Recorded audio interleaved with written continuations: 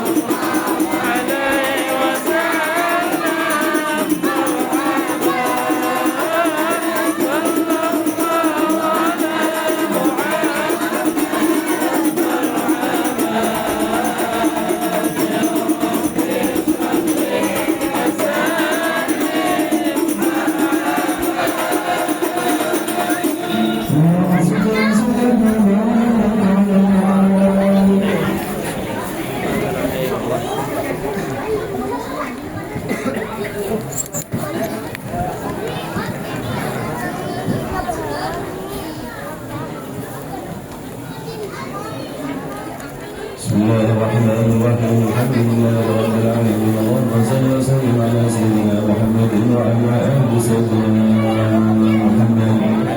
ولقد أجبت نعمة والأوصاف وتهي القلوب تهيب الأشجار. والله قد أثنى عليه فما يساوي القول منا أو يكون ثنايا. لكنه من في السرائر قد دعا لمنيه صوت ربنا وحدانا. وإذ امتزجنا بالمودة هاهنا نرفع أيدي فكرنا ورجانا.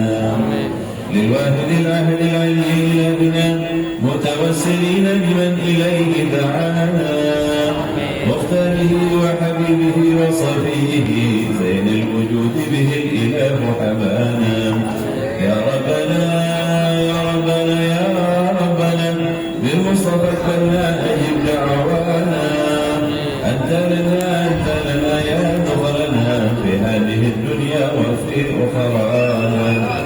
أصلح لنا الأحوال واغفر ذنبنا ولا تؤاخذ ربي إن أخطأنا. واسلك بنا في نهج طه المصطفى ثبت على قدم الحبيب خطانا. أرنا بفضل منك طلعة أحمد في بهجة عين الرضا ترعانا. واربط به في كل حال حملنا ولبال من ودى ومن والانا. والمحسنين ومن أجاب نداءنا وذوي الحقوق وطالبا أوصانا. والحاضرين وسعيا في جمعنا ها نحن بين يديك أنت ترانا. ولقد رجوناك فحقق سؤلنا واسمع بفضلك يا سميع دعانا. وانصر بنا سنة طه في بقاء الأرض واكفع كل من آذانا.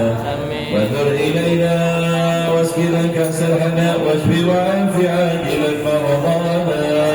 واقض لنا الحاجات واحسن ختمنا عند الممات وأصلح عقبانا.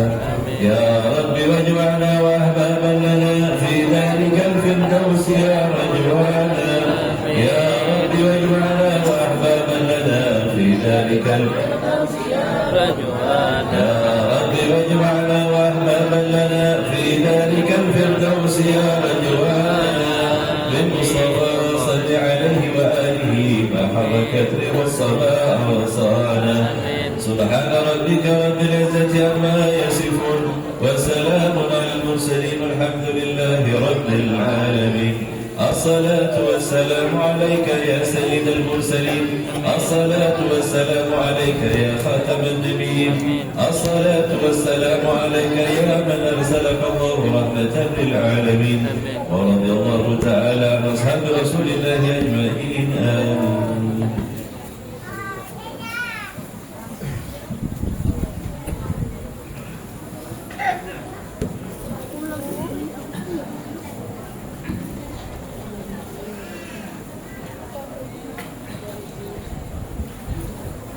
Assalamualaikum warahmatullahi wabarakatuh. Bismillahirrahmanirrahim. Alhamdulillahi rabbil alamin. Wa bihi nasta'in ala umuri dunya waddin. Wassalatu wassalamu ala abdika wa rasulika khatamin nabiyyin wa akramil awwalin wal akhirin sayyidina wa maulana Muhammadin wa ala alihi wa sahbihi wa tabi'in. وفرج على المسلمين يا قوي يا متين واكفي شر الظالمين. اللهم صل وسلم على سيدنا محمد مفتاح باب رحمة الله عدد ما في علم الله صلاة وسلاما دائمين بدوام ملك الله وعلى آله وصحبه ومن والاه. أما بعد. Yang memuliakan guru kita yang mulia Al-Habib Zainal Abidin bin Muhsin bin Ali Al-Hilwan Ustaz Nurul yang datang dari Situbondo yang memuliakan para alim ulama, guru-guru agama, tokoh masyarakat, ikhwan, akhwat, bapak-bapak, ibu-ibu, jamaah Maulid Nabi besar Muhammad sallallahu alaihi wasallam yang dimuliakan Allah.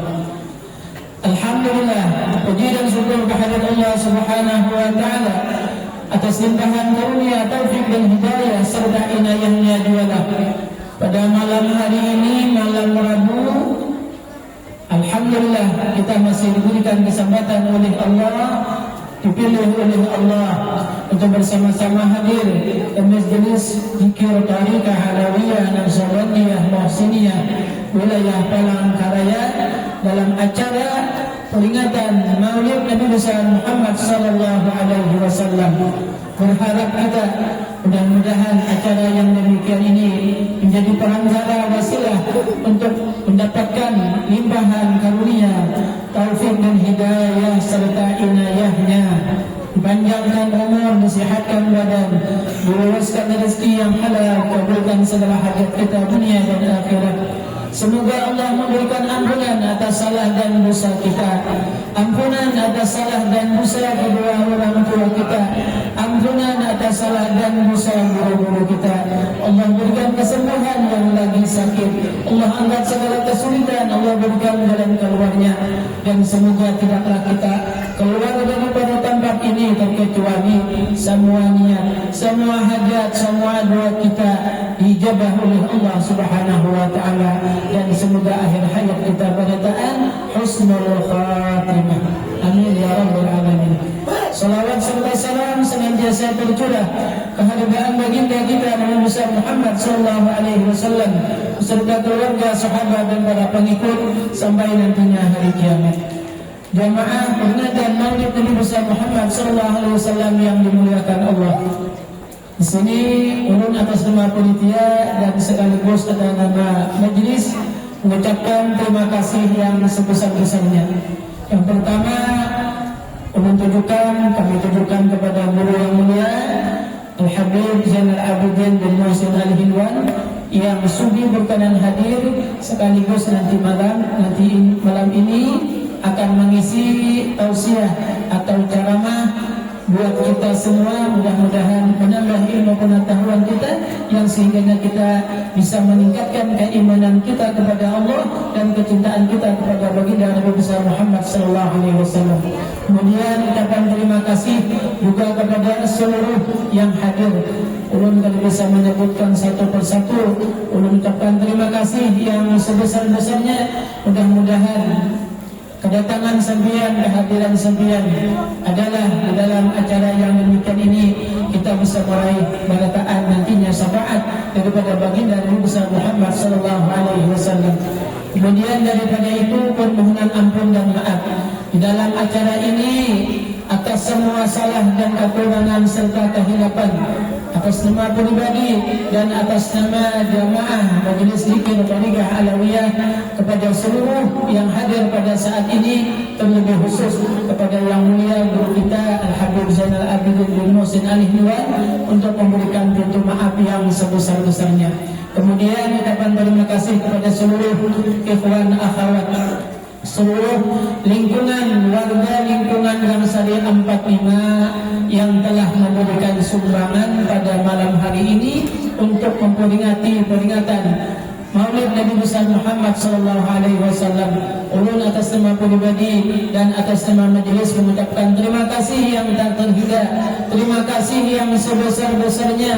Mudah-mudahan Allah memberikan ganjaran pahala yang berlipat ganda, Allah memberikan rezeki yang melimpah ruah serta mendapatkan keberkahan, dan semoga barakaan para penyumbang, baik penyumbangnya secara tenaganya atau pikirannya ataupun duitnya ataupun yang lain-lainnya, semoga apa yang diniatkan, apa yang dihajatkan barakaan dikabulkan oleh Allah Subhanahu wa taala.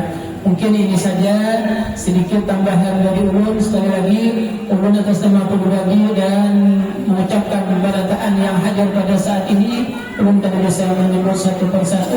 Ucapan terima kasih yang sebesar-besarnya dan penghargaan yang setinggi-tingginya.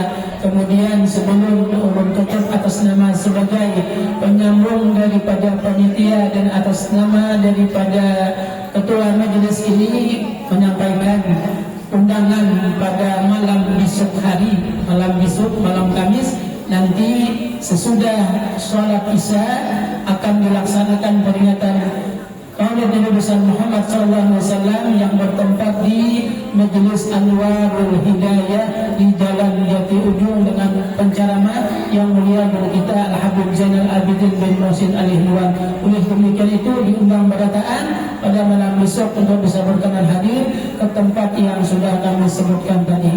Baik, kita lanjutkan acara kita dengan ceramah yang akan disampaikan oleh yang mulia guru kita Al-Habib Zainal Abidin bin Muhsin Al-Hindwan, akan tetapi sebelumnya akan disampaikan oleh yang mulia guru kita Ustaz Jamaluddin yang berasal dari Banjarmasin. Waktu dan tempat dipersilakan, sebelum dan sesudahnya ucapkan terima kasih.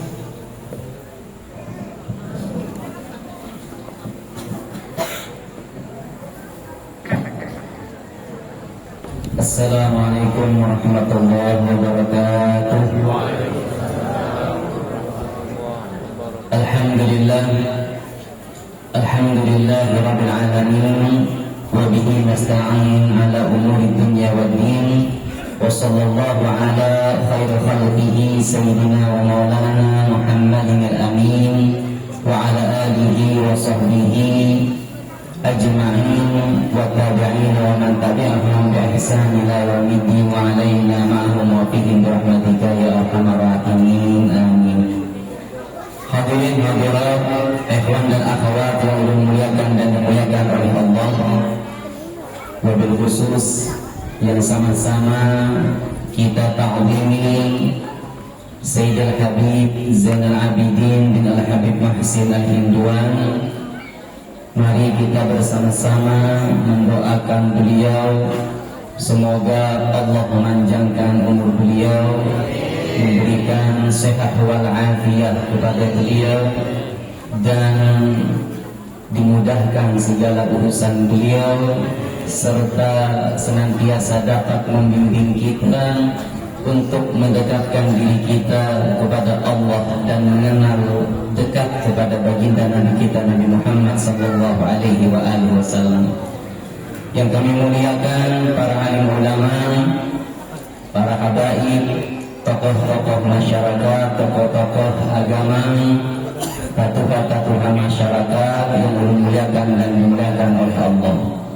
Alhamdulillah, kita bersyukur lawan Allah, dipanjangkan umur kita, disehatkan awak kita, jasmani kita dan rohani kita kembali ke tempat yang penuh berkah ini, Majelis Thariqah Alawiyah Naqsyabandiyah Mahsiniyah, di mana tidaklah nantinya kita keluar dari tempat ini melainkan insya Allah Allah akan ampuni dosa-dosa kita.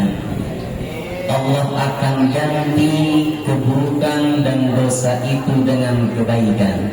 Oleh karenanya bersyukur kita kepada Allah, di mana pada malam hari ini kita diberi kesempatan untuk mengumpulkan kebaikan, diberi kesempatan kembali untuk menggawi amal soleh. Mudah-mudahan amal soleh yang kita gawi pada malam hari ini diterima oleh Allah Subhanahu wa Ta'ala. Hadirin hadirat yang dimuliakan dan dimuliakan oleh Allah, kita rancang membaca Maulid Rasulullah yang di dalamnya ada sebuah ayat yang sering kita dengar, bahkan kita baca. Laqad ja'akum rasulun min anfusikum azizun 'alaihi ma 'anittum harisun 'alaikum bil mu'minina raufur rahim. Ayat ini menerangkan tentang kemuliaan Rasulullah, yang artinya sungguh telah datang kepada kalian seorang Rasul dari golongan kalian, artinya dari manusia, bukan dari malaikat, apalagi dari golongan jin. Kemudian Rasulullah disifati dengan azizun alaihi ma anittum, berat terasa olehnya penderitaan yang menimpa kalian. Jadi Rasulullah ini merasa berat, amunnya ada sebuah penderitaan yang ditimpa oleh sahabat atau menimpa sahabat. Makanya kita rancak mendengar atau sudah mempelajari hadis-hadis Rasulullah Sallallahu Alaihi Wasallam.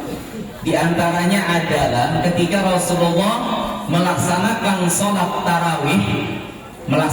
sholat tarawih, di situ Rasulullah hanya menggawinya 1 sampai 3 atau 4 malam. Setelah itu Rasulullah kadang keluar lagi melaksanakan sholat tarawih secara berjamaah. Kemudian tatkala ditakuni apa alasannya, ujar sidin takutan kalau pina diwajibkan dan juga memberatkan umat Nabi kita Nabi Muhammad sallallahu alaihi wasallam. Itu diantaranya. Kemudian di sini kita bersama-sama melihat ayat tadi bahwa Rasulullah sallallahu alaihi wasallam adalah seorang rasul dari bangsa manusia. Kata ulama, kita adalah manusia yang diperintahkan untuk mencontoh manusia. Kadang mungkin kita diperintahkan mencontoh malaikat. Malaikat itu lain laki-laki, lain bebinian.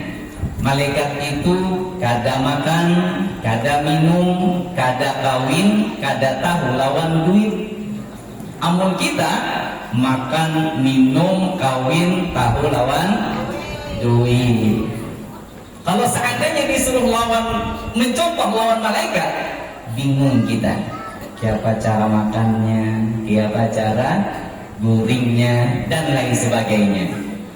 Oleh karenanya disebutkan dalam sebuah hadis, bahkan dalam sebuah ayat, innama ana basyarun, ujar Rasulullah, aku adalah seorang manusia. Innama ana basyarun, aku adalah manusia. Sungguh pun Rasulullah adalah manusia, tapi kualitasnya beda. Rasulullah sama manusia lawan kita, kualitasnya beda. Malam ini kita kembali mengadakan atau merayakan Maulidur Rasul Sallallahu Alaihi Wasallam. Jadi kelahiran Rasulullah itu sangat beda dengan kelahiran manusia biasa. Amun Rasulullah ketika lahir, dalam riwayat disebutkan Rasulullah mengangkat tangan. Kemudian Rasulullah membaca Subhanallah, Alhamdulillah, wa la ilaha illallah, wallahu akbar. Dalam riwayat lain disebutkan Jalalu Rabbil Rafi'. Itu bunyi pertama kali ketika beliau dilahirkan di dunia. Itu yang beliau baca. Kira-kira adalah bayi wayah ini nangka itu juga bacaannya. Sama kamu, adakah bayi dia menangis dia? Amunnya kadang menangis ditangisakan. Jadi beda Rasulullah lawan kita. Makanya disebutkan dalam sebuah ungkapan basyarun lakal basyar, manusia tapi kadang kaya manusia biasa.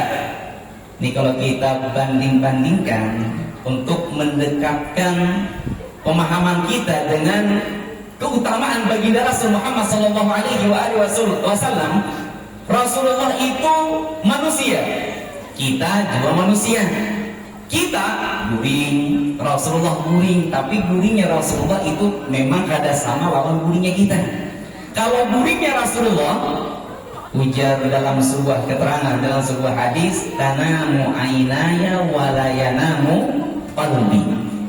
Kedua mataku tidur, tapi hatiku senantiasa ingat lawan Allah. Kalau kita kan memang guring jangan sampai-sampai mengaur dan segala macamnya. Kalau kita di pemanapun Pak Haji itu bisa akan nyambung kita. Kalau Rasulullah dalam guringnya aja terus menyambung, terus ingat lawan Allah Subhanahu wa Ta'ala. Tetapi ada lagi ulama mengatakan amunnya kita guring itu mengumpati tata cara sunnah baginda Muhammad sallallahu alaihi wasallam. Misalnya kita dalam guring berwudu, kita membaca anak kaya Rasulullah, kemudian kita berpikir kayak Rasulullah, maka guring kita dianggap ibadah. Tapi kalau kita cuma guring-guring, hanya melepas penat kita, hanya menghabiskan rasa uyuh kita supaya kita sigap pulang, maka guring kita sebagaimana kita guring biasa dianggap sebagai kebiasaan, bukan ibadah. Kemudian kalau kita lihat makannya kita lawan makannya Rasulullah, tentu sangat beda lawan kita. Maka oleh karenanya kadang-kadang Rasulullah itu sebulan kada makan. Kalau kita sebulan juga kada makan. Waktu siang Ramadan, limbahnya itu kita balas dendam. Makan kalau saya semantu pian lah puasanya. Belum pernah menceritakan lawan pian juga di sini. Jadi itu kalau buka puasa itu cuma satu kurma, sebiji kurma lawan seteguk air. Limbahnya sahur itu pulang. Kalau kita sama lawan saya semang, buka sebuting kurma, seteguk banyu, limbahnya ayam panggang, bakso. Itu limbah buka kita mencari pulang keluar ya kalau lah. Apalagi ini kita lihat, dan sangat beda kita lawan orang-orang yang soleh. Maka oleh karenanya sangat beda baginda Muhammad sallallahu alaihi wasallam.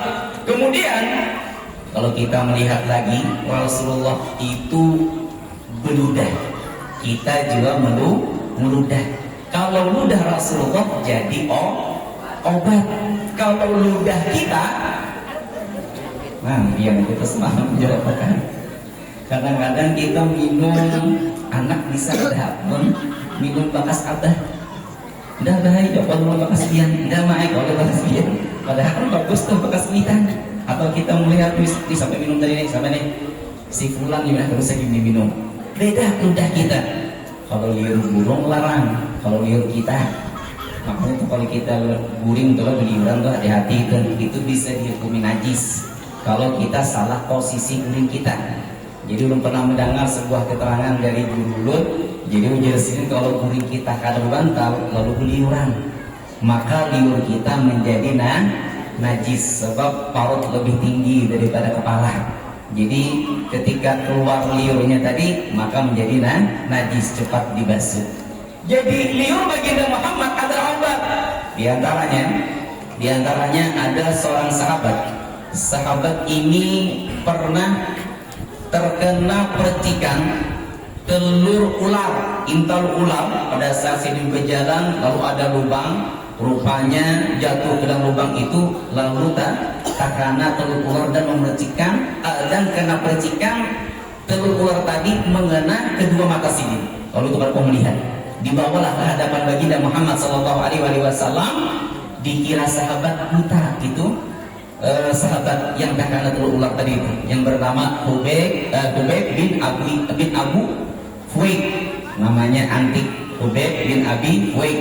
Kemudian pada saat didatangkan di hadapan Rasulullah, dihadirkan di hadapan Rasulullah, itu diludahi. Kemudian pada saat diludahi, langsung kalau melihat ampih langsung. Coba kalau ludah kita kira-kira, insya Allah infeksi dah. Cepat butanya, itu beda dengan ludah Rasulullah. Kemudian kata riwayat itu mengatakan pada saat itu Hubayb berumur 80 tahun, tatkala ia memasukkan benang ke lubang jarum itu kada berkacamata. Memang dulu ada berkacamata, kada menggunakan alat lain. Itu kau melihat umur 80 tahun. Kenapa? Karena berkat ludah baginda Muhammad sallallahu alaihi wasallam. Oleh karenanya kita mengetahui dan kita memahami bahwa Rasulullah adalah basyarun, seorang manusia lakal basyari, kada sama lawan manusia biasa.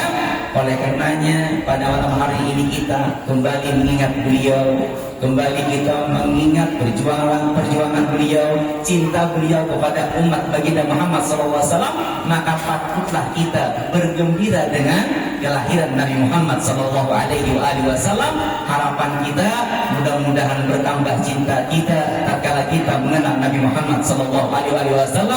Harapan kita mudah-mudahan yang nantinya akan disampaikan oleh guru kita tentang kemuliaan dan keutamaan amalan baginda Muhammad sallallahu alaihi wasallam agar lebih dekat lagi kita lawan Rasulullah dalam pengenalan, lebih dekat lagi kita lawan Rasulullah dalam kecintaan kita kepada beliau, sehingga cinta ini nantinya akan mengantarkan kita kepada surga Allah Subhanahu wa taala.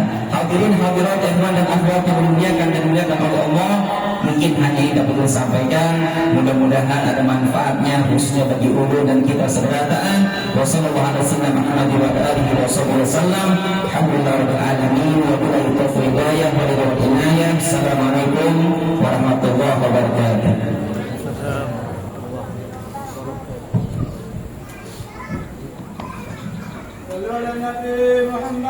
اللهم صل وسلم عليه.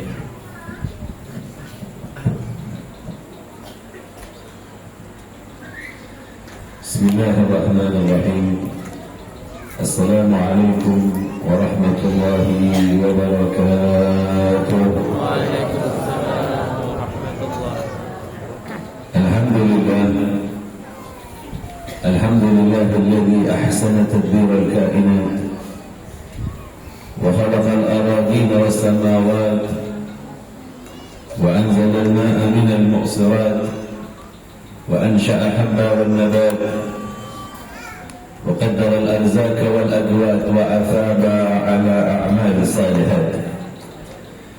ونصلي ونسلم على سيدنا محمد بالمعجزات الظاهرات الذي حصل من نوره وجود الكائنات وعلى آله وأصحابه إلى يوم الميقات. أما بعد، أيها الأخوة رحمكم الله، segenap para alim ulama, para tuan guru, para habaib, para masyayikh,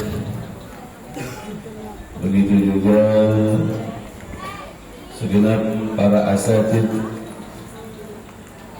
begitu juga keluarga besar Tariqat Alawiyah, Naqsyabandiyah, Muhsiniyah, hadirin hadirat ikhwan akhwat yang dimuliakan oleh Allah Subhanahu wa taala. Alhamdulillah, Allah berikan kesempatan kepada kita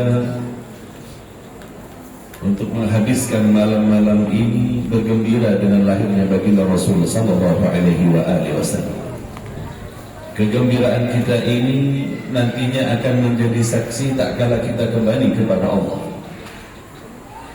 Bergembiranya kita membuktikan bahwa kita ingat kepada baginda Rasul sallallahu alaihi wasallam. Semoga kelak tak kala kita kembali kepada Allah, baginda Rasul pun mengingat kita. Amin Allahumma amin.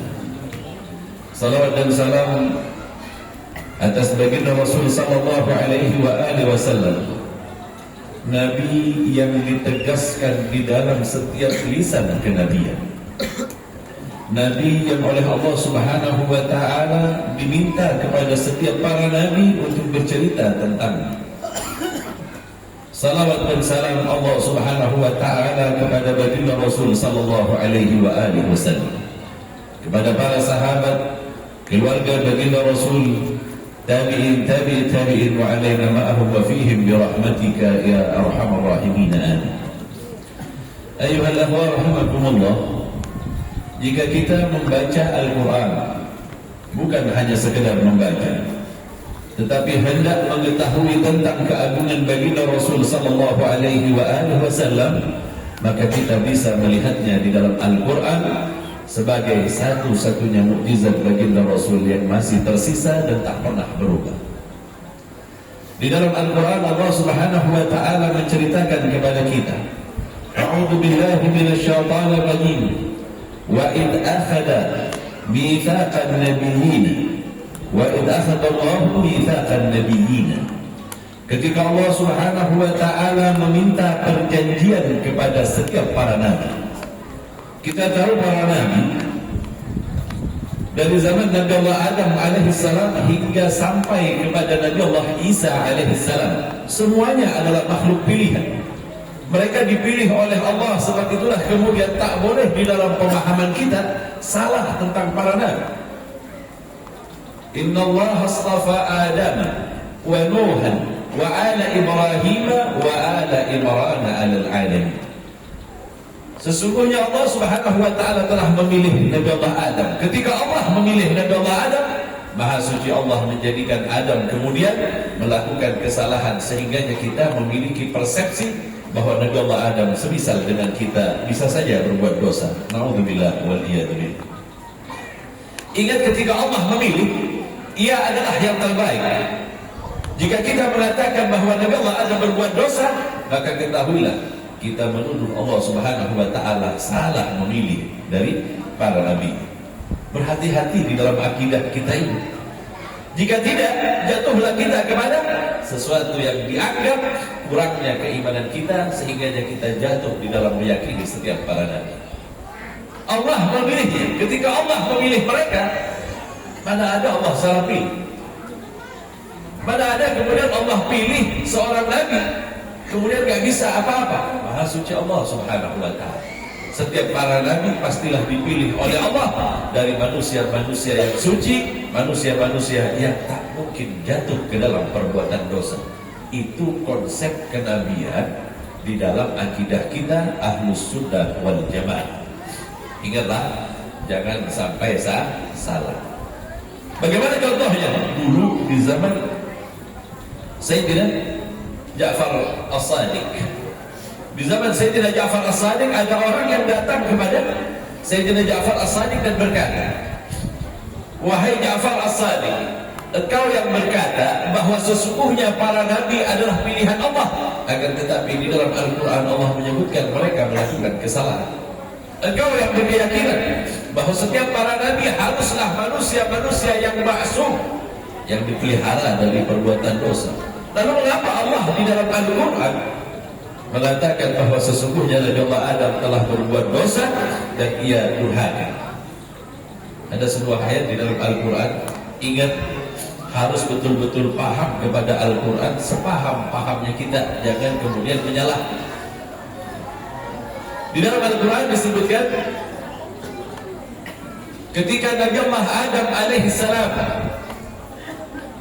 wa asa Adam rabbahu fagawah, ketika Adam kemudian berdosa dan durhaka kepada Tuhannya. Ini ayat ditanyakan kepada Sayyidina Ja'far As-Sadiq. Engkau mengatakan para nabi maksum.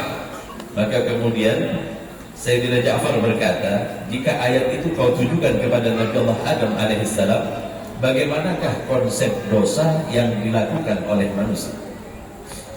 Kapan dosa disebut dosa? Dosa dilakukan tak kala seseorang telah melalui usia bulugh atau baligh. Dosa adalah sesuatu yang apabila kita kerjakan dan telah dijelaskan secara nas bahwa itu dosa. Dosa yang dilakukan haruslah di muka bumi. Karena bukan dosa namanya kalau kita melakukannya di alam mimpi. Ibu-ibu tahu nggak? Para nabi belum pernah terkena yang namanya ikhtilaf. Tahu ikhtilaf? Mimpi basah belum pernah. Oh, kalau saya berkali-kali sudah. Ini bedanya kita. Kata baginda Rasul sallallahu alaihi wasallam, ar-ru'yatu min Allah wal ihtilaf min asy-syaitan. Ru'ya as-sadiqah, mimpi yang baik berasal dari Allah. Allah berikan kepada para nabi. Tetapi ikhtilaf itu berasal dari syaitan. Karena apa? Karena manusia kemudian bisa dikuasai oleh yang namanya syaitan. Sehingga para nabi gak ada ceritanya mimpi basah. Gak ada, Pak. Dosa dilakukan oleh manusia tak kala berada di muka bumi dan apabila ia telah berusia balik. Jika tidak balik, maka bayu tabardunuk tidak dikatakan sebagai dosa. Gak disebut sebagai dosa. Lalu kembali kepada Nabi Allah Adam. Wa asa Adam rabbahu faghawah. Ketika Adam melakukan dosa dan kemudian dia durhaka. Ingat, dosa yang dimaksud di sini bukan dosa semisal kita. Kejadian Nabi Allah Adam berbuat dosa di dalam surga, Pak, bukan di muka bumi. Carikan kesalahan Nabi Allah Adam di muka bumi, kita gak bakal dapat. Karena apa? Karena itu memang satu-satunya cara Allah untuk menurunkan Nabi Allah Adam sehingganya ia beranak pinak dan menjadi kita saat ini. Bukan dosa namanya. Ingat, hati-hati di dalam memahami Al-Quran agar kita tidaklah salah. Nabi Allah Adam diminta menegaskan tentang kenabian baginda Rasul. Nabi Allah Nuh diminta oleh Allah untuk menegaskan tentang kenabian baginda Rasul sallallahu alaihi wasallam. Setiap nabi dimintai perjanjian oleh Allah untuk menceritakan tentang baginda Rasul sallallahu alaihi wasallam. Hingga sampailah di zaman seorang nabi yang kita mengenalnya dengan sebutan Nabi Allah Zakaria. Bapak-bapak tahu Nabi Zakaria? Ibu tahu Nabi Zakaria? Di mana kenalanmu? Zamannya udah lewat, tetapi disebutkan di dalam Al-Quran. Udah, saya tanya lagi yang lainnya. Istrinya namanya siapa? Tidak tahu. Bapak-bapak ada yang tahu namanya kan? Istri Nabi Zakaria siapa? Pak? Siapa? Mas Zakaria sama Zakaria. Beliau punya istri namanya Isya. Isya adalah istri bagi Nabi Zakaria. Lama tidak memiliki keturunan. Sedangkan saudara dari Isya binti Imran maksud saya, dia juga memiliki seorang saudara yang bernama Hana binti Imran. Keduanya bersaudara. Hana binti Imran kemudian memiliki seorang anak yang bernama Sayyidah Maryam, ibu Nabi Allah Isa. Nah, rupanya Isya adalah merinaknya Sayyidah Maryam. Lama dia sudah tidak memiliki anak. Bahkan di Al-Quran disebutkan bahwa sesungguhnya ia adalah seorang perempuan yang tak bisa memiliki anak. Namun kemudian Allah menentukan kepada Nabi Zakaria memiliki anak saat usianya sudah lanjut. Dalam riwayat ada yang menyebutkan usia beliau di atas 80. Bahkan ada yang menyebutkan usia beliau saat itu 120 baru punya anak. Kalau sekarang susah kayaknya. Gak ada jarak antara bapak dengan anak sampai ratusan tahun belum ada. Begitu Allah berkenan ketika Isya dalam keadaan hamil dan usia kehamilannya sudah lewat dari 6 bulan, jika berjumpa dengan Sayyidah Maryam, ini Sayyidah Maryam kan kemenakannya. Sayyidah Maryam adalah kemenakannya karena Sayyidah Isya satu saudara dengan ibu dari Sayyidah Maryam, yakni Hana. Kata Sayyidah Isya, setiap kali aku berhadapan dengan Maryam, ini anak yang di dalam perutku, yatakallam, seolah-olah bersujud, yang ada di dalam perutnya bersujud. Posisi anak itu bergerak, terasa Pak? Iya Pak? Tanya sama ibu-ibu tuh Pak. Nah, kadang anak itu bergerak di dalam perut lah. Betul Bu? Kalau dia yang bilang percaya. Kalau bapak-bapak yang bilang gak ada cerita. Takkanlah setiap kali kuhadapkan diriku kepada Maryam, kemenakanku, ini adalah bayi yang ada di dalam perutku ini seolah-olah kemudian bersujud kepada Maryam. Aku tak percaya jika kemudian Maryam jauh lebih mulia daripada bayi yang ada di dalam perutku yang dijanjikan oleh Allah akan dijadikan nabi. Kok heran? Ada nabi sujud kepada seorang perempuan. Maka aku yakin Maryam dalam keadaan mengandung dan punya anak, saat itu tak ada satu orang pun yang mengetahui bahwa Maryam dalam keadaan hamil. Tidak ada yang tahu. Sayyidah Isya lah yang tahu. Kemudian dia berkata, wahai Maryam, engkau dalam keadaan hamil. Dari mana engkau mengetahuinya?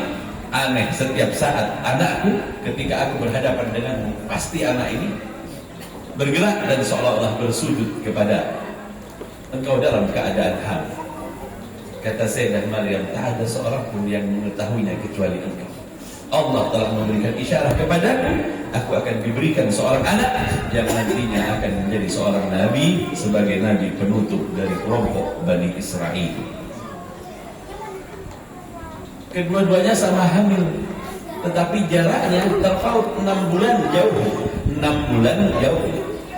Ketika lahir Nabi Allah Zakaria dan telah dewasa Nabi Allah Zakaria, Nabi Allah Isa masih usia kanak-kanak, beliau pernah berkata, Nabi Allah Yahya ini, anak dari Nabi Allah Zakaria ini, pernah bilang, ketahui, nanti akan muncul seorang Nabi di akhir zaman, kemuliaannya tak terkatakan, kedudukannya tinggi di sisi Allah Subhanahu wa Ta'ala. Bahkan aku katanya, tidaklah pantas untuk memasangkan sepatu. Untuk pasang sepatunya saja saya nggak punya kemuliaan itu. Mulia Nabi itu, dan orang yang bisa memasangkan sepatu kepadanya adalah orang yang mendapatkan kemuliaan. Cerita ini disebutkan oleh Nabi Allah Yahya jauh sebelum baginda Rasul sallallahu alaihi wasallam muncul. Yang jelas yang dimaksud adalah baginda Rasul. Kenapa? Karena Nabi Allah Isa saat itu sudah ada. Tiba-tiba oleh orang-orang Nasrani diganti nih Pak. Yang dimaksudkan adalah Nabi Allah Isa.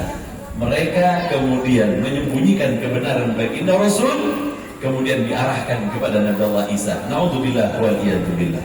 Mari kita lihat Nabi Allah Isa. Nabi Allah Isa ini adalah Nabi yang oleh Allah Subhanahu wa Ta'ala dengan 2 riwayat yang berbeda. Ada yang mengatakan umur 33 sudah diangkat oleh Allah. Ada yang mengatakan umur 23 Allah mengangkatnya dan Allah menyembunyikannya. Orang-orang setelahnya kemudian menjadikannya sebagai Tuhan. Na'udzubillah wal iyadzubillah. Suatu ketika Sayyidina Salman, sebagaimana kita ketahui, sahabat baginda Rasul ini. Sahabat baginda Rasul ini adalah seorang pemuda yang ayah dan ibunya adalah seorang Majus.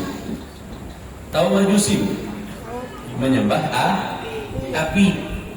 Kalau dalam buku-buku literatur umum dikatakan sebagai beragama Zoroaster. Nama Tuhannya Ahura Mazda. Wah, hebat nama Tuhannya. Iya, nyembah api. Ketika ditanyakan kepada Sayyidina Salman, wahai Salman, benarkah api yang disembah oleh orang-orang Zoroaster, yang disembah oleh orang-orang Majusi, tidak pernah padam sama sekali? Ya Rasulullah, bagaimana akan padam? Begitu minyaknya sudah habis, diisi lagi.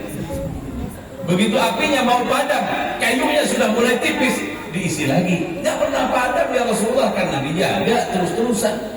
Belum pernah mati apinya, karena setiap saat minyak yang digunakan untuk menyalakannya diperhatikan, setiap hari dilihat, sehingga nggak pernah mati sama sekali, kecuali saat baginda Rasul dilahirkan, matilah dan padamlah api-api yang disembah oleh orang-orang Majusi. Berceritalah Sayyidina Salman, ya Rasulullah, aku berasal dari sebuah tempat yang bernama Jai di daerah Asfahan atau Asbahan. Ada yang mengucapkan Asfahan, ada yang mengucapkan Asbahan. Aku berasal dari negeri. Ayah dan ibuku adalah penyembah api. Aku diminta oleh ayahku untuk menjaganya agar tidak padam ya Rasulullah. Sampai suatu ketika rumah ibadah kami sedang direhab, dibetulin, ya, aku diminta oleh ayahku untuk datang ke ladang.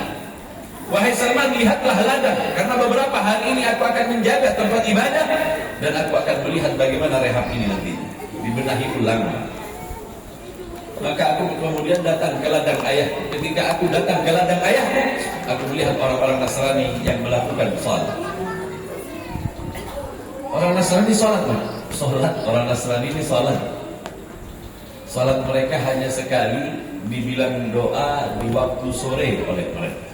Sebenarnya ini adalah sholat 4 rakaat yang pernah dilakukan oleh orang-orang yang memegang ajaran Nabi Allah Isa saat dulu. Mereka sholatnya cuma sekali. Begitu juga orang-orang Yahudi, sholatnya hanya sholat di tengah siang. Sholat pada nabi-nabi pertama hanya sholat tak kala akan memasuki waktu pagi. Yang nantinya sholat-sholat ini semuanya diwajibkan kepada umat baginda Rasul sallallahu alaihi wasallam menjadi 5 waktu. Jadi kalau ada orang sholat cuma sehari sekali, bisa jadi Yahudi, bisa jadi Nasrani. Kalau sholatnya cuma sekali. Nah, berceritalah Salman, kulihat ibadahnya bagus, bukan menyembah api. Ia menyembah Tuhan yang satu dan ia melakukan sebuah ritual yang aku sangat terpesona saat melihatnya. Sehingganya aku berkeinginan untuk mengenal ajaran Nasrani. Aku bertanya kepada mereka, dari manakah ajaran agama ini? Mereka bercerita bahwa ajaran ini berasal dari negeri Syam. Maka aku kemudian lari dari rumahku, aku kemudian bersama mereka pergi ke negeri Syam. Sesampainya di Syam, aku belajar kepada seorang pendeta. Diajarinya aku tentang Nasrani, diajarnya aku tentang ajaran-ajarannya. Sehingganya tak kala beliaunya mau meninggal, disuruhlah aku pindah ke sebuah negeri yang disebut Mosul. Tahu Mosul di mana? Tahu Mosul? Dekat Amuntai. Mosul itu di dekat Irak sana, Irak. Mosul namanya, daerah Mosul. Di Mosul aku belajar kepada seorang pendeta. Bertahun-tahun lamanya aku hidup bersamanya. Ketika dia akan meninggal dunia, dia berkata, datangilah sebuah kota di Amuria. Apa Amuria? Daerah mana Amuria? Hulu Sungai juga. Amuria ini kalau sekarang dikatakan berada di daerah Aljazair, perbatasan dengan Aljazair. Di sana aku juga belajar lama kepada seorang pendeta. Di akhir-akhir masa hidupnya, pendeta ini berkata kepadaku, wahai Salman, jika aku nantinya telah meninggal dunia, maka hendaklah engkau datang ke sebuah kota di mana banyak tumbuh pohon kormanya. Ia bernama Yathrib. Akan muncul Nabi terakhir di tempat itu, dan engkau tidak aku wasiatkan untuk kembali memegang ajaran ini. Akan tetapi datangilah Nabi yang berada di negeri ini. Engkau akan mendapatinya, dan aku melihat engkau adalah salah satu di antara orang-orang yang nantinya akan mengikuti Nabi ini. Ini dari mana pendeta ini tahu? Di dalam Taurat dan Injil, Pak, diceritakan tentang sahabat baginda Rasul. Apa katanya? Di dalam Al-Quran disebutkan, simahum fi wujuhihim min athari sujud. Dzalika mathaluhum fi Taurat wa mathaluhum fi Injil. Simahum, pada wajah-wajah mereka nampak orang-orang yang bersujud kepada Allah Subhanahu wa taala. Dzalika mathaluhum, itulah yang kemudian diceritakan di dalam Taurat dan juga diceritakan di dalam Injil. Bahkan sahabat baginda Rasul pun wajahnya diceritakan. Tanda-tandanya diceritakan sahabat baginda Rasul. Itu sebab di dalam keyakinan Ahlus Sunnah wal Jamaah, keyakinan kepada para sahabat, mereka adalah orang-orang yang udul, orang-orang yang adil, yang dipercaya oleh kita, dan mereka adalah satu-satunya di antara dua pintu gerbang kita kepada baginda Rasul sallallahu alaihi wasallam. Ayuhal ikhwah rahimakumullah, kembali kepada Sayyidina Salman. Pendeta Amuria ini bilang, nanti kau datang ke tempat itu yang banyak pohon kormanya. Tapi saya minta, wahai Salman, sebelum engkau pulang, singgahlah di sebuah tempat berbatasan dengan negeri Syam yang menuju ke arah kota Madinah, yang mengarah ke arah kota Makkah. Di persimpangan jalan yang biasanya dilewati oleh para pedagang, di situ engkau harus datang ke sebuah tempat di mana ada sebuah gunung yang agak tinggi. Di sana ada seorang pertapa yang mulia. Tahu pertapa apa ya? Orang-orang yang menghabiskan waktunya menyendiri di atas gunung. Datangilah, ia adalah seorang pertapa suci. Jika engkau datang dan meminta kepadanya, janganlah engkau meminta sesuatu yang lain kepadanya, tetapi mintalah engkau agar ia bercerita kepadamu tentang Nabi di akhir zaman. Setelah itu, guru dari Salman ini, pendeta tadi ini meninggal, maka Salman kemudian mempersiapkan dirinya. Sang guru tadi berkata, pendeta itu nggak turun dari gunung kecuali setahun sekali. Setahun sekali baru turun. Dan aku Salman sudah menghitungnya. Sudah lebih dari 8 purnama. Tahu maksudnya 8 purnama? Satu purnama satu apa? Satu purnama satu apa? Satu bulan. Oh, itu bahasa dulu deh. Langsung aja pakai bulan. Dulu pakai hitungan purnama. Satu purnama itu dalam satu bulan, sekali bulan mengalami masa di mana kemudian menjadi bulan purnama.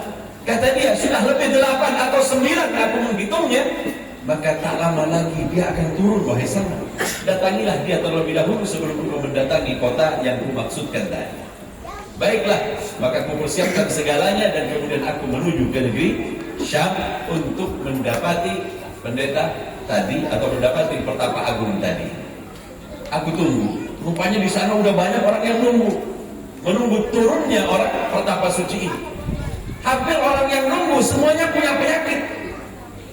Ada yang tertimpa penyakit kulit, ada orang-orang yang buta, ada orang-orang yang terkena penyakit yang parah luar biasa. Di situ berkumpul semua ingin bertemu dengan pertapa suci tadi yang diceritakan bahwa apabila dia menyentuhmu, engkau akan sembuh. Banyaklah orang yang antri di situ untuk bertemu dengan si pertapa suci ini. Suatu malam turunlah dia. Dia turun dari pertapaan. Ketika dia turun, aku lihat dia menggunakan toilasan, menggunakan tutup kepala, kerudung zaman sekarang. Rambutnya, aku lihat seolah-olah dia bagaikan baru keluar dari kamar mandi, basah, tapi nggak pakai pomade, Pak. Tahu pomade lah, efek basah terus, nggak. Memang senantiasa basah rambut. Dan kulihat kedua tulang pipinya kelihatan. Dia kurus orang, tapi setiap kali kupandang wajahnya seolah-olah pandangannya lebih banyak ke bumi dibandingkan ke atas, kebanyakan ke bawah. Dia adalah orang yang tawadhu, ia adalah orang yang rendah diri. Ketika ia turun dari tempat yang tinggi, kuperhatikan luar biasa ini orang. Ketika sampai di bawah, orang-orang yang kena penyakit di kanan kirinya baru dilewatin saja langsung sembuh. Lewat aja udah sembuh nih. Setiap hempasan jubahnya, anginnya mengenai orang yang punya penyakit, sembuh saat itu juga. Orang-orang yang buta saat diusap matanya langsung bisa melihat. Semua penyakit yang ada di sekitarnya menjadi sembuh karena orang tadi menyentuhnya atau terkena hempasan jubahnya saja. Kena anginnya saja sudah sembuh. Ini orang kalau ada zaman sekarang ya, disembah. Itu sebab kemudian ketika satu persatu telah disembuhkan, maka ia mendatangi, kata Sayyidina Salman, kulihat engkau tak memiliki penyakit, kulihat engkau tak memiliki hajat kepadaku. Apa yang kau inginkan? Aku datang kemari hendak bertanya tentang Nabi di akhir zaman. Kulihat tiba-tiba ia terduduk seperti orang yang capek kemudian terduduk, seolah-olah berat yang hendak ia sampaikan kepadanya. Duduklah ia dan kuperhatikan wajahnya yang khusyuk. Kulihat wajahnya yang bersungguh-sungguh. Kemudian dia mengangkat kepalanya dan berkata kepadaku, sungguh ialah pemilik keagungan. Sungguh ialah yang diceritakan oleh Allah. Sungguh ialah yang kemudian diceritakan dari lisan-lisan kenabian hingga sampai pada saat ini. Keagungan dan kemuliaan adalah milik. Ia akan muncul tak lama ini. Ia akan nantinya menampakkan dirinya tak lama lagi di sebuah tempat yang banyak memiliki pohon korma. Seandainya Allah memberikan kepadaku sekedar kemuliaan, seandainya Allah memberikan kemuliaan kepadaku, niscaya aku ingin memasangkan tali sepatunya saat ia akan memakainya. Namun aku tidak diberikan keutamaan seperti itu. Aku tidak diberikan keutamaan seperti itu. Bercerita Sayyidina Salman kepada baginda Rasul saat itu. Maka kemudian baginda Rasul berkata kepada Sayyidina Salman, wahai Salman, tahukah engkau siapa pertapa suci? Tidak ya Rasulullah. Isa ibn Maryam, saudara. Rupanya Nabi Allah Isa dalam riwayat ini katanya sudah turun. Kau nggak tahu kita deh, sibuk dengan dunia.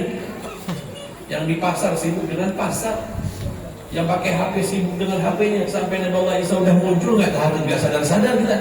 Naudzubillah wa iyadzubillah. Nah cerita ini bagaimana jadinya? Kenapa kemudian mereka kedua-duanya berkata bahwa memasang tali sepatunya adalah memuliakan, merupakan kemuliaan bagi kami. Nabi Allah Yahya mengatakan demikian, Nabi Allah Isa pun mengatakan yang demikian. Mengapa mengatakan demikian? Rupanya ada ceritanya juga. Ada seorang sahabat namanya Jubair bin Mut'im.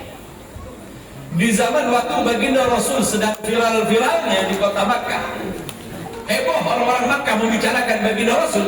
Aku, kata Jubair bin Mut'im, aku Jubair bin Mut'im saat itu sedang melakukan perjalanan ke negeri Syam. Ketika sampai di negeri Syam, beberapa orang Nasara melihat pakaianku yang berasal dari negeri Arab. Dia kemudian datang dan mendekat kepadaku. Amin ahlil haram anta. Apakah engkau adalah orang yang berasal dari negeri haram? Yakni maksudnya Makkah. Benar. Aku dari kota Makkah. Aku dari haram Makkah, kata dia. Apakah sudah muncul Nabi yang kemudian menyebutkan bahwa dirinya adalah Nabi di akhir zaman? Sudah. Kabarnya sudah menyebar. Sudah banyak orang yang menyaksikannya. Maka kemudian Jabir bin Mut'im diajak oleh orang-orang Nasrani ini. Mari ke tempat kami. Digandengnya saya, diajaknya saya masuk ke tempat ibadah mereka. Dalam bahasa di dalam kitab disebut sebagai der. Dibawanya aku ke sebuah rumah yang di dalamnya itu ada ruangan-ruangan yang banyak, ruangan-ruangan yang satu dengan yang lain kadang jauh lebih besar daripada yang lain.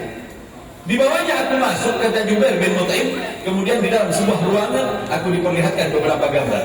Adakah gambar di antara ini yang mirip dengan Nabi yang diutus ini? Dilihat, nggak ada. Dipindahnya aku ke kamar yang kedua, dilihat olehku, nggak ada. Sampai terakhir aku dibawa kepada ruangan yang jauh lebih besar. Di tempat itulah kemudian aku melihat salah satu di antaranya mirip dengan baginda Rasul sallallahu alaihi wasallam. Di dalam gambar itu baginda Rasul sedang duduk dan tali sepatunya sedang dipasang oleh Sayyidina Abu Bakar. Yang satu yang mengikat tali sepatunya mirip Sayyidina Abu Bakar, dan yang diikatkan tali sepatunya mirip betul dengan baginda Rasul. Pandanganku, kata Jubair bin Mut'im, pandanganku paling lama melihatnya, sehingga orang Nasara itu bertanya, apakah ini Nabi yang engkau maksudkan, engkau ceritakan? Benar, inilah dia Nabi yang kuceritakan. Siapa orang yang memasang tali sandalnya? Ia adalah mirip dengan Abu Bakar As-Siddiq. Rupanya ini ceritanya. Gambar tentang baginda Rasul ini dulunya katanya digambar, ada yang mengatakan di zaman Nabi Allah Musa alaihissalam sudah digambar. Bahkan kepada ciri khas setiap sahabat diceritakan satu persatu. Ada beberapa orang sahabat yang sudah diceritakan di dalam Taurat dan Injil dan disebutkan namanya satu persatu oleh mereka. Ayyuhal ikhwah rahimakumullah. Benarlah cerita tentang baginda Rasul yang sudah dimuliakan oleh baginda Rasul, yang sudah dimuliakan oleh Allah Subhanahu wa taala jauh sebelum baginda Rasul muncul. Dari lisan setiap para nabi semuanya memuji, bahkan di antara mereka menginginkan untuk memasang tali sepatunya, namun Allah tidak memberikan keutamaan kepadanya. Ketika Allah utus baginda Rasul kepada kita, jauh sudah beribu tahun baginda Rasul sallallahu alaihi wasallam, Allah pilih kita, diberikan nabi yang memiliki kemuliaan luar biasa. Tidakkah kita bangga? Sedangkan mereka semuanya berharap untuk menjadi umat baginda Rasul. Tidakkah kita bangga? Tak kala nabi kita ini adalah nabi yang benar-benar dimuliakan oleh nabi-nabi yang terdahulu.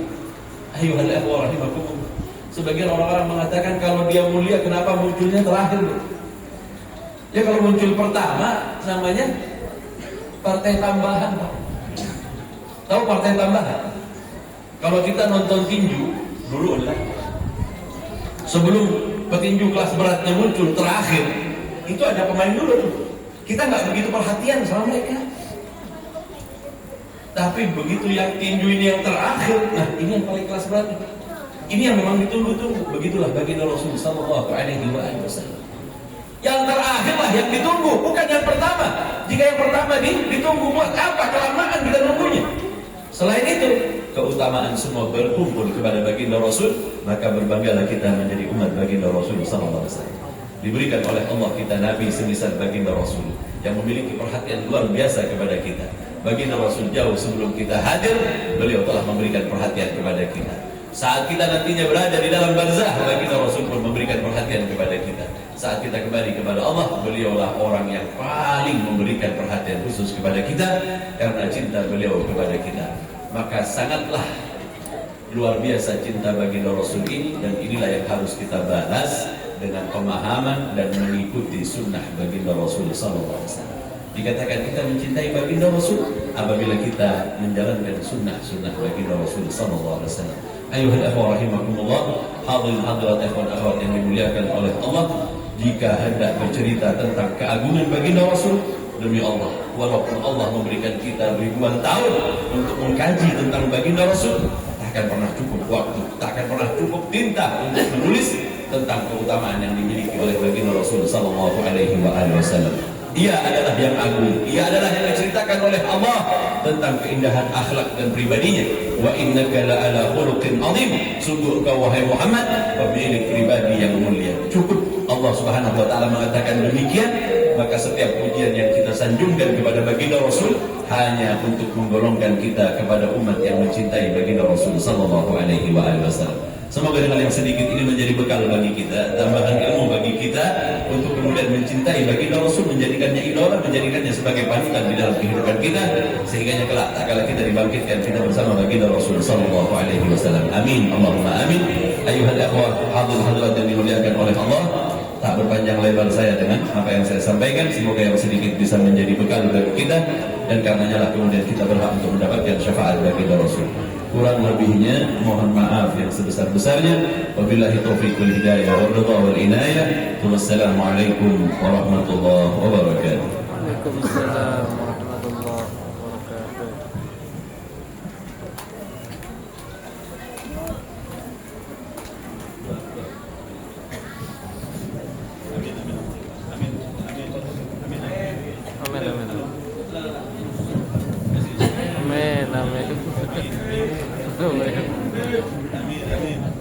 Amin. Amin. Bismillahirrahmanirrahim. Salatu wassalamu ala asyrofil anbiya wal mursalin wa ala alihi washabihi ajma'in.